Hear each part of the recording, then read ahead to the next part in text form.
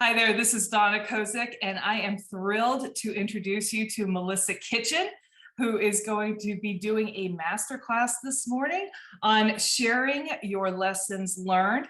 Let me tell you a little bit about Melissa.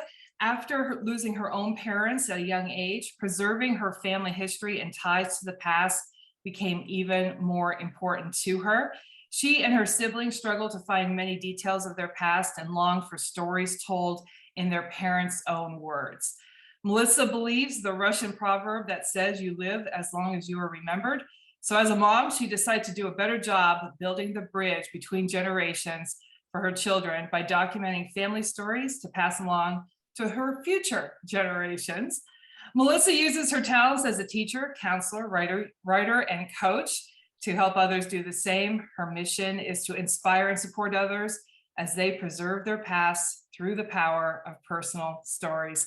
Welcome, Melissa. So excited to hear what you have to share today about sharing your lessons learned, and let's get started.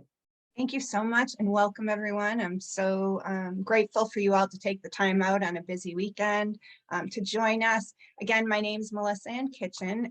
I've been a teacher, I've been a life coach, I've been a counselor, I've been a trainer, and I feel like, and now a writer, these things were also pieces of why I became really passionate about this whole subject of sharing our personal stories and helping others do the same, whether it's coaching through some of the hard parts or looking at the writing. But today's topic is one that solves one of the topics, issues that a lot of people that I've been talking with about sharing their stories is that they feel overwhelmed of where to start. So how many people feel like when you say bridging your past by sharing your stories and leaving a legacy, how many people feel overwhelmed of like, where the heck do I start doing that? Raise your hand for me. So overwhelm and like a whole life, or, you know, all of this responsibility of sharing everyone else's lives can be really a big deal. So I started realizing from my teaching perspective that story maps were really helpful. So you'll see in your lessons learned download that you have a story map, and it just, as I started documenting my own stories, I realized that when I went into my journals, I was writing those story maps for myself. So the template that I'm sharing is for one of the easiest ones I think that people can start with, and it can be something related to someone in the past. It could be someone related to your present, but that's what I like about how it bridges, is that you're going to share a lesson learned that you learned from someone else. So lesson learned stories can bridge the past to the present, but they're also easy and great because we can start with one simple story. We could create a collection of lessons learned. They're great to pass down because we always want to like share those lessons with our kids, but they're not always listening to us when we're telling them in the moment. But a great story always helps that. So using the template, we're able to easily start so that our messages can be passed on and not expire within us, right? So our voices can go. So I'm going to introduce you right now to the template if you have it open. If not, we're just going to discuss each piece, and I'm going to go through how I work with using the template to do this particular story format. So for lessons learned, the thing that I started using first was thinking about obviously a lesson, but it was the person that I learned the lesson from. So that first section is the teacher, and that's the person in your life who taught you the lesson. That's why I worded it that way, because we're talking about lessons that we learned. So who is that person? And on that first spot, you can put their name in, because the next part is what's their relationship to you. And again, the template's great because you could do this in a journal. Awesome. And we could either start with really basic, what's their relationship to you, or you could get even more meaty. Okay, so as I was saying, the first top spot is going to be the name of the person who taught you the lesson, the teacher. And then the next part is the relationship to you. So that could be as simple as a great grandmother, it could be a sister, it could be an aunt, or it could be more in depth of their relationship. So again, the templates are nice because you can either make them really meaty, bring them over to a journal and journal out your responses. That's another thing that I often will encourage people that I'm working with to kind of put the meat into a journal and draft so that they don't get overloaded by thinking the first draft has to be perfect. We know that as writers, not everybody works that way. And so a lot of people get intimidated when they think that their first writing out of their story has to be perfect. So the relationship to you shares some of that story with the person who's going on. The next piece is the lesson learned. And you see underneath the lesson learned, I put their story.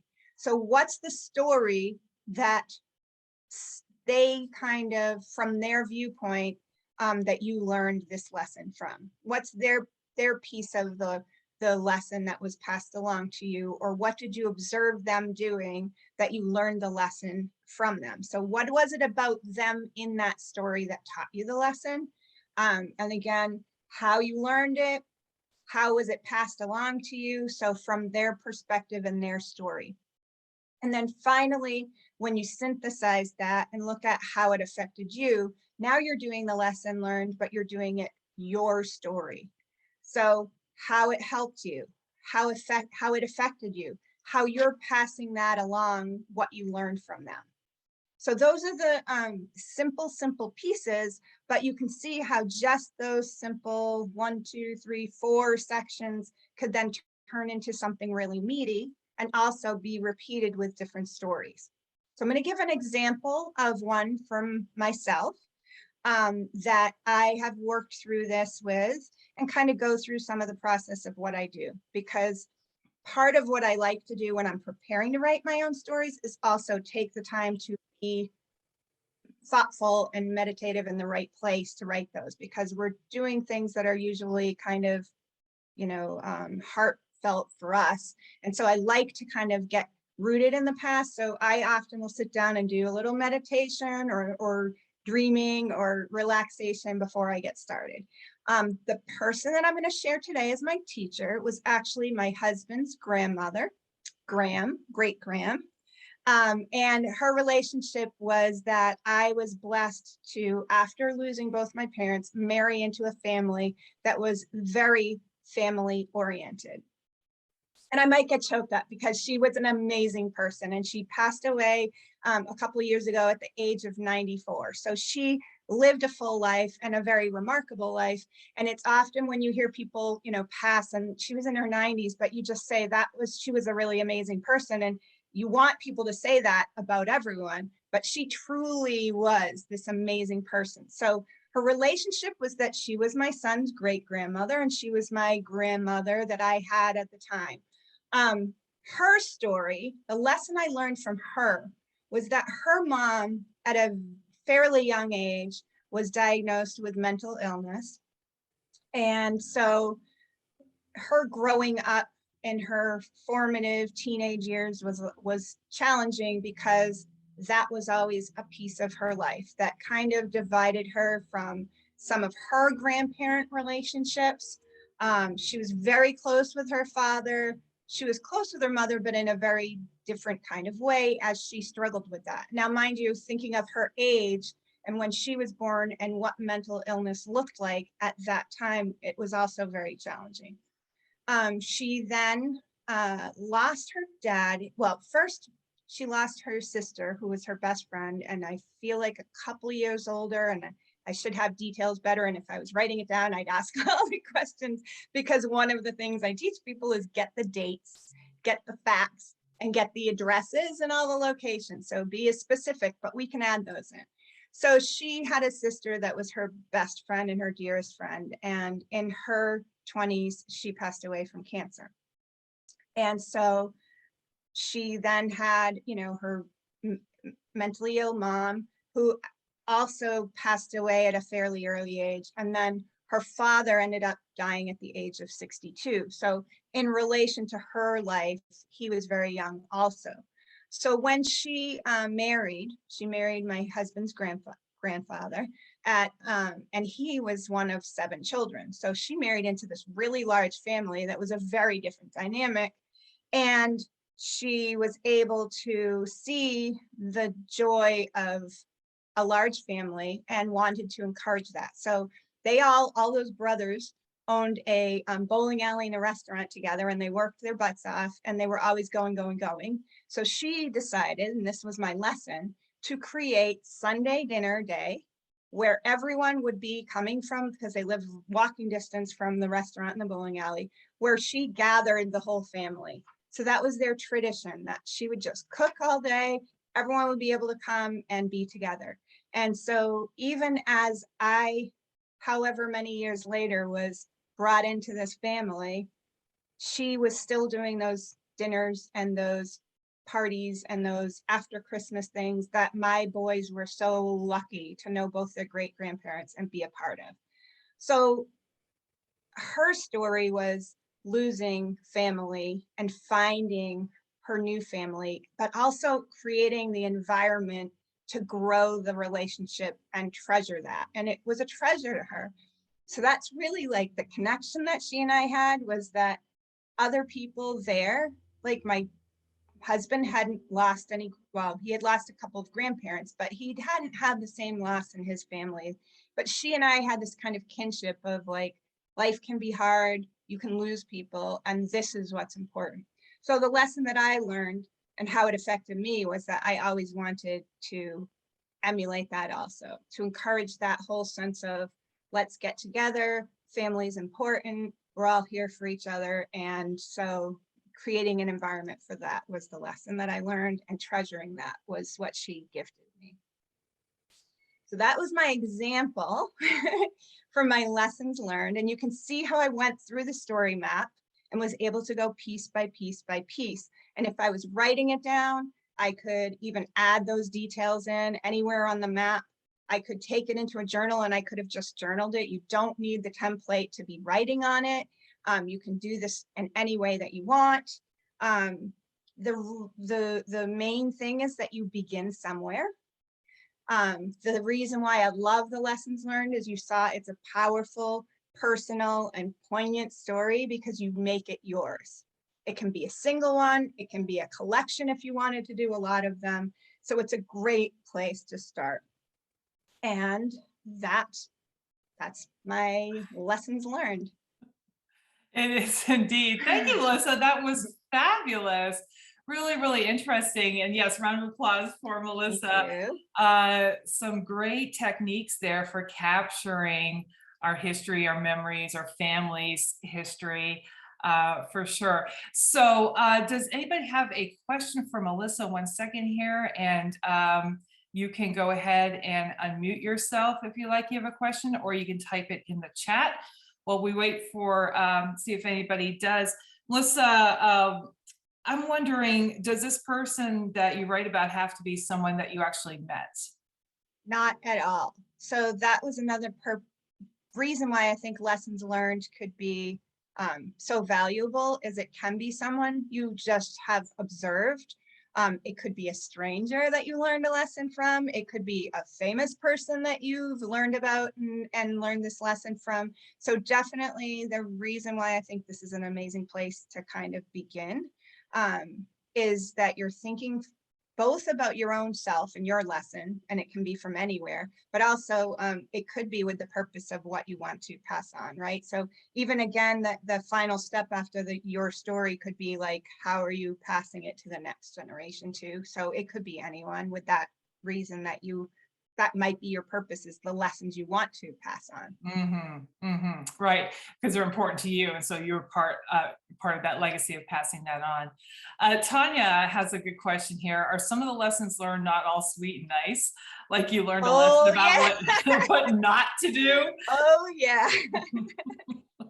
Also for your own perspective, and I know yesterday Dr. Parker was talking about journaling, and one of the things that really hit me was that whole idea of that these lessons learned, or any of our stories, don't have to be shared, right? They might be shared later on. So with the tougher lessons, it may be something you're learning and processing and you want to keep, or there could be some tougher lessons that you learned that you want to pass along so others are not, that are able to learn from that. So definitely, I love that idea because as I began, I went with the ones that were heartfelt, but the ones that are the most important ones sometimes are the really challenging ones.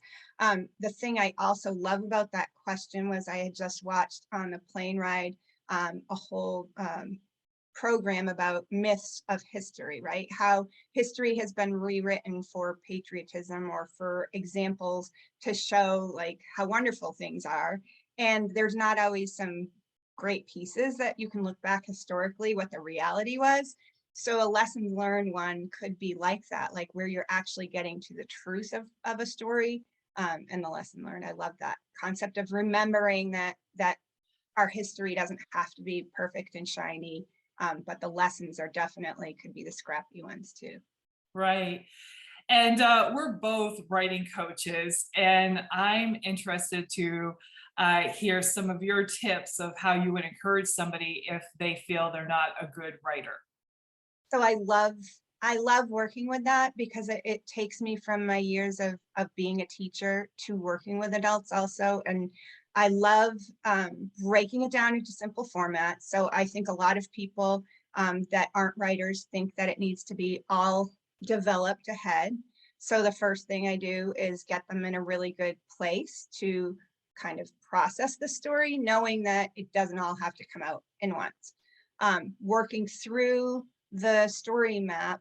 And then we talk about what are the details that you can add that make it what we see when we're reading a finished story more exciting. So we talk about those things like adding details. I love to encourage sensory details, like what were the smells? Was there one story I share is like lemon scented air when my mom would do the cleaning, or locations, like putting in the details of where things were. So if your children want to know where a story was, they can actually go and see and touch it. Touchstones, things that your future would have, but adding those things in after is okay. So for the new writers, it's put it in a journal, do it in handwriting, don't overwhelm thinking it has to be this finished product. And if you do want to refine it, there's plenty of people that will help you do that, even with your personal stories. So yeah, I that's my biggest challenge when I was actually starting to share my program with friends that I knew were passionate about it, that they were like, oh, but you're a writer. You love to write. I don't write. And that was when we started talking about their why. It also got them over that.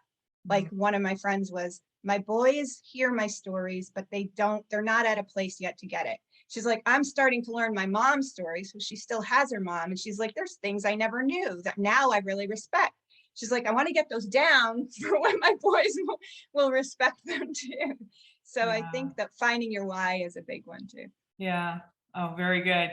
You got a testimonial here from Annie Reddick, who says, I'm going to email this template to my siblings.